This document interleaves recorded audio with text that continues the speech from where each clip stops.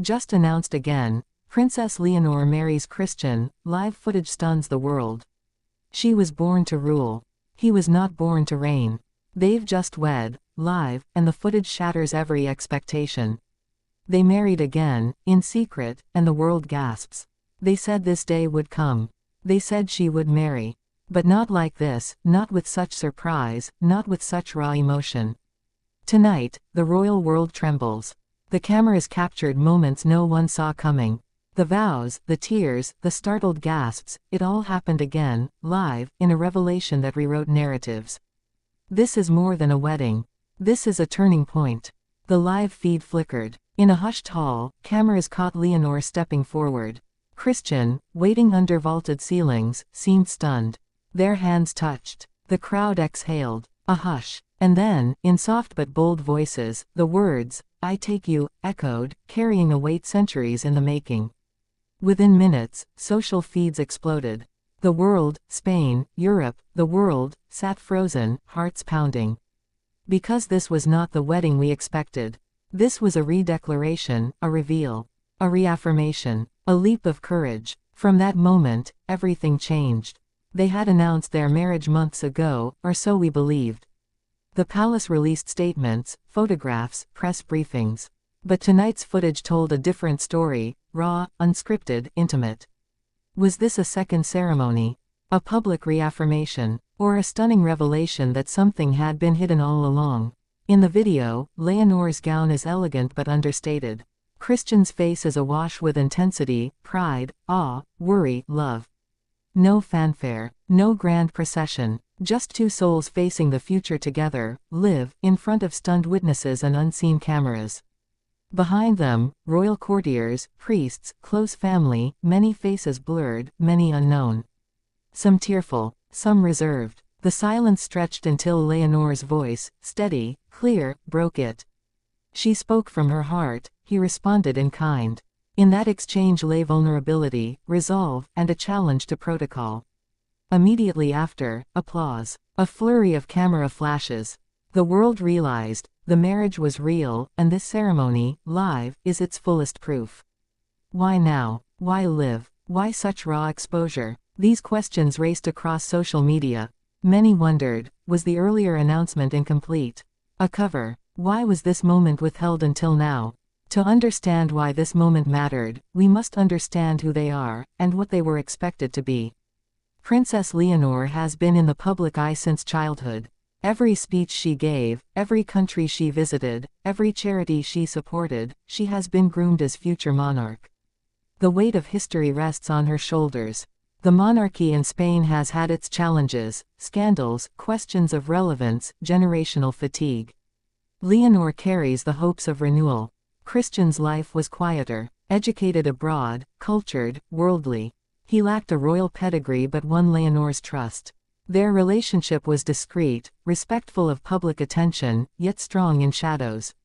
When the palace first announced an upcoming marriage, many nodded, it felt inevitable. But the public expected a grand wedding, full pomp, full spectacle.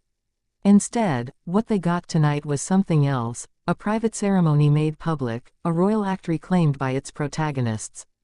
That contrast matters. It gestures at new power dynamics. The monarchy no longer only controlling narratives, the royals are now taking control of their own story.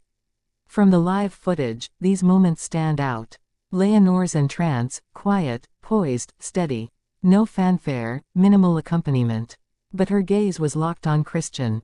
Christian's reaction, not perfect composure, but sincerity. His eyes glistened. His hands shook only slightly. He seemed humbled. The vows, simple, human, potent. They spoke of love, respect, shared burdens. No ornate flourishes. Words of depth. Family reactions. In one shot, Queen Letizia quietly wiped a tear. King Felipe stood, posture rigid, but in his eyes there was pride. A younger sibling glanced sideways, perhaps relieved, perhaps anxious. Christian's parents held each other, silent witnesses to this new beginning. The ring exchange, a moment frozen in stillness. The camera lingered on the band, plain, elegant, without excess. Their fingers touched. The crowd gasped. Then the kiss, soft yet electrifying. The crowd broke. Applause thundered. Cameras exploded in light. For a moment, time cracked, and we all felt inside their world. Within minutes, news outlets in Madrid, Barcelona, Seville, and Valencia were alive. Streets filled. Citizens poured into plazas. Fireworks erupted. Flags waved. In Spain, people cried, cheered, debated. In some towns, crowds sang royal hymns. In others, they questioned the expense, the relevance, the symbolism. Outside Spain, in the UK, royal correspondents scrambled. In France, papers ran bold front pages, a royal love revealed. In Germany, debate shows discussed the consequences for constitutional monarchies. In Denmark, monarchists drew comparisons to their own crown princess. In Portugal, public sentiment grew sympathetic, the romanticism resonated. Fans posted across social media, "She looks happier tonight than ever, finally a real moment amid protocol, I never believed a modern monarchy could feel so human." Skeptics countered, "What's the cost? What about tradition? What about power behind the scenes?" Royal houses responded cautiously. Some sent warm congratulations. Others remained quiet. A few private messages circulated, between crowns, between courts. The ripple effect had begun. What was hidden until now? Why this re-announced live wedding? Did internal palace factions resist such transparency? Was there a struggle over timing, media control, guest lists, protocol demands? Palace insiders whisper of disagreements. Some courtiers insisted on a grand, classic wedding. Others advocated for a modern approach. Some urged secrecy to avoid leaks. Others demanded control of narrative. At times, memos were circulated warning of backlash if Christian misstepped.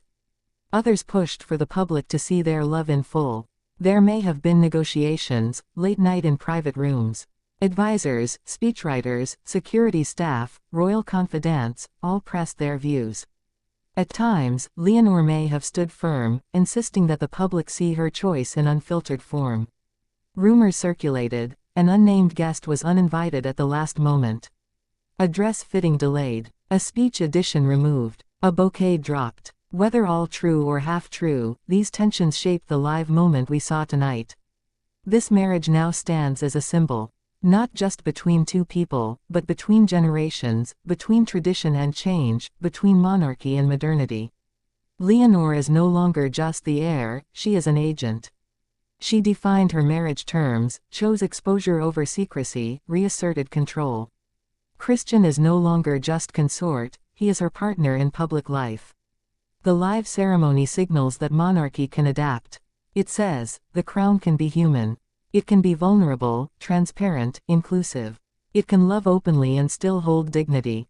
For Europe, this moment resonates.